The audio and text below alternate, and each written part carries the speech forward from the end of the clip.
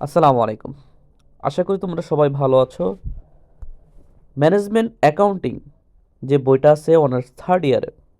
আচ্ছা, আমরা যে অধ্যায়টা করতে যাচ্ছি সেই অধ্যায়টা তোমরা অবশ্যই 9 এবং 10-এ এই অঙ্কগুলি করেছো। ঠিক ইন্টারেও ফিন্যান্সে এই অঙ্কগুলি করেছো। আচ্ছা, এই ম্যাথগুলি করার আগে আমরা ক্লাস 9-10-এর কথা মনে করি একটু, যে ফিন্যান্স বইটা ছিল আমাদের। হ্যাঁ, নগদ প্রবাহ, সরি, এটা হলো কি ছিল, পে ব্যাক পিরিয়ডের অঙ্কগুলি আমরা যা করেছি। আচ্ছা, এই অঙ্কটা তোমরা ইজিভাবে করতে পারবা।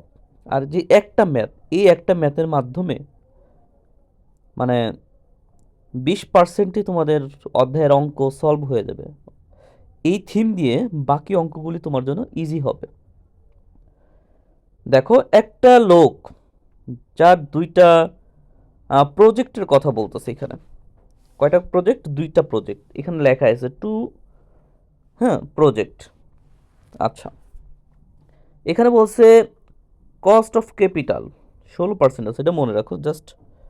এখন বলছে কি, ধরো আমি একটা প্রজেক্ট এ এবং বি, এই প্রজেক্টে 70,000 টাকা আমি ইনভেস্ট করলাম।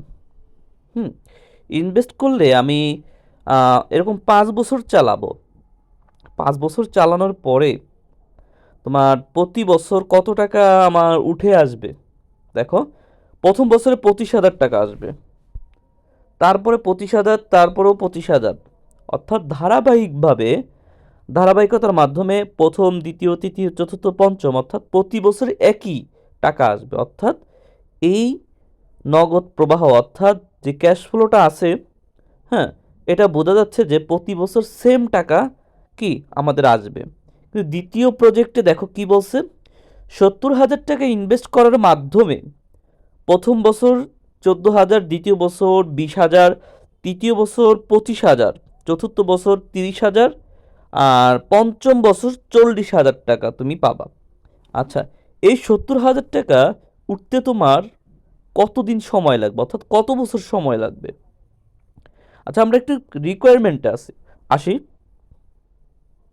কি বলছে দেখো, পেব্যাক পিরিয়ড বের করতে হচ্ছে, ক্যালকুলেট ইস প্রজেক্টস পেব্যাক পিরিয়ড। কথা বুঝাইতে পারছি? হুম।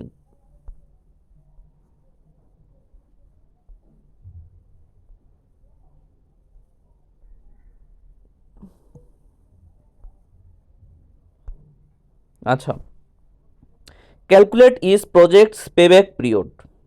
আমাদের যে অঙ্কটা করতে বলছে, calculate is projects payback period, যে দুইটা বছর প্রজেক্ট ছিল প্রতিটা প্রজেক্টেরই পেব্যাক পিরিয়ড বের করতে হবে। আচ্ছা,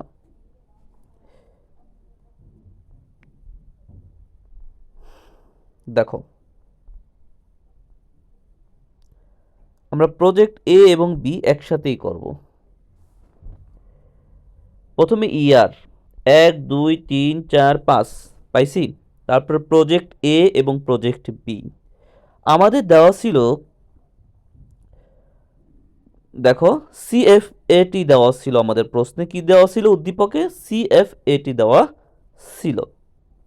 আচ্ছা, প্রজেক্ট এতে সিএফএটি প্রতি বছর একই ছিল, 25,000, 25,000, 25,000, এভাবে 5 বছর পর্যন্ত 25,000 করে তার সিএফএটি আসছে।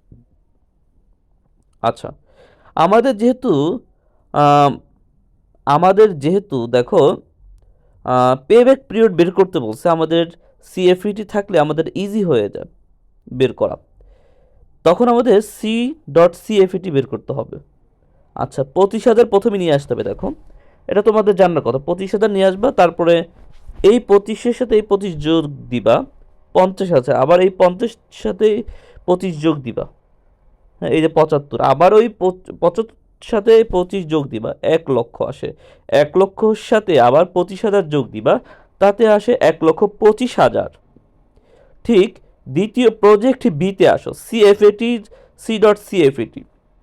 দেখো, আমরা জানি আমাদের যে উদ্দীপক দেওয়া ছিল সেই উদ্দীপকের প্রথম ইয়ারে সিএফইটি 14,000, দ্বিতীয়তে 20,000, তৃতীয়তে 25,000, সরি, তৃতীয়তে 25,000 ছিল, চতুর্থেও 30,000 টাকা আসছে, পঞ্চম বছরেও 40,000 টাকা আসছে। আচ্ছা, আমাদের সি.সিএফইটি এখন লিখতে হবে। প্রথম 14,000 নিয়ে আসবো, প্রথম বছরে যে 14,000 ছিল সেটা আমরা নিয়ে আসবো। তার পরবর্তীতে কী করতে হবে, 14,000-এর সাথে 20,000 যোগ দিব, তাতে আমাদের 34,000 চলে আসতেছে। 34,000-এর সাথে আবার 25,000 যোগ দিব, আমাদের 49,000 আসবে। আবার 49-এর সাথে 30,000 যোগ দিব, তখন আমাদের 89,000 টাকা আসবে। 89,000-এর সাথে যদি আমরা 40,000 যোগ করি তাহলে আমাদের 1,29,000 আসবে। আচ্ছা, আমাদের ছক করা হয়ে গেল। এখন আমরা পে ব্যাক পিরিয়ড বের করি। দেখো, এটা ছিল কি প্রতি বছর সমান সিএফইটি, আর এটার মধ্যে সমান ছিল না। সমান থাকলে একভাবে পে ব্যাক পিরিয়ড বের করতে হয়, যেটা আমরা ক্লাস 9-এও পড়েছি, 10-এও পড়েছি, ইন্টারেও পড়েছি। হ্যাঁ, আবার যখন সমান যখন না থাকে, অর্থাৎ নগদ প্রবাহটা যদি সমান না থাকে, এক এক বছরে এক এক রকম আমরা যদি ক্যাশ মানে সিএফইটি পেয়ে থাকি, তখন সূত্র আর একটা ব্যবহার করতে হবে। আচ্ছা, আমাদের প্রথমে কি করতে হবে, প্রথমে আমাদের পে ব্যাক পিরিয়ডের সমান হারে যেটা ছিল সেটা এ প্রজেক্ট। দেখো, আমাদের এখানে যে লেখক উনি লিখে দিয়েছে কি, টিপস অ্যান্ড হেল্পলাইন প্রত্যেক বছর সিএফইটি সমান হওয়ার নিম্নে এই সূত্র ব্যবহার করতে হবে। দেখো, প্রজেক্ট এতে আমাদের সিএফইটি সমান হারে ছিল, অর্থাৎ প্রতি বছর সমান ছিল। সেই ক্ষেত্রে আমাদের কি করতে হবে, প্রথমে এনসিও আনতে হবে। এনসিও আমাদের কত ছিল, 70,000। আমাদের ইনভেস্ট কত ছিল, 70,000, সেটা নিয়ে আসতে হবে। এখন আমাদের যে সমান হারে যে সিএফইটি 25 করে আসছে 5টা বছর ধরে, সবগুলি যোগ করব, যোগ করে আমরা 5 দিয়ে ভাগ দিব, তাহলে আমাদের এভারেজ সিএফইটি চলে আসে। কি করব, আমাদের যে প্রতি বছর অর্থাৎ সমান হারে যে সিএফইটি আসছে 5 বছর ধরে, যে একই সিএফইটি আসছে, ঠিক ওই 5 বছরের সিএফইটি আমরা যোগ করব এবং 5 দিয়ে ভাগ দিব, তাহলে আমাদের আসে 25,000 টাকা। আচ্ছা, এখন আমাদের কি করতে হবে, 70,000-রে 25,000 দিয়ে ভাগ দিলে আমাদের আসতেছে 2.8 ইয়ার্স। হ্যাঁ, মানে 2.80 ইয়ার্স, অর্থাৎ 2 বছরের বেশি। আচ্ছা, অর্থাৎ আমাদের এই 70,000 টাকা প্রজেক্ট এতে যদি বিনিয়োগ করি, তাহলে এই টাকা উঠে আসতে আমাদের সময় লাগবে 2 বছরের বেশি।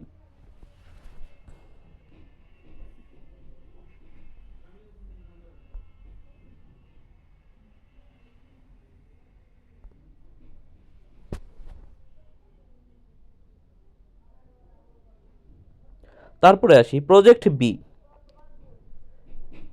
CFET.CFET। প্রজেক্ট বি এর ক্ষেত্রে আমাদের পেব্যাক পিরিয়ডের একটা ভিন্নতা আসবে। সেটা হলো, দেখো,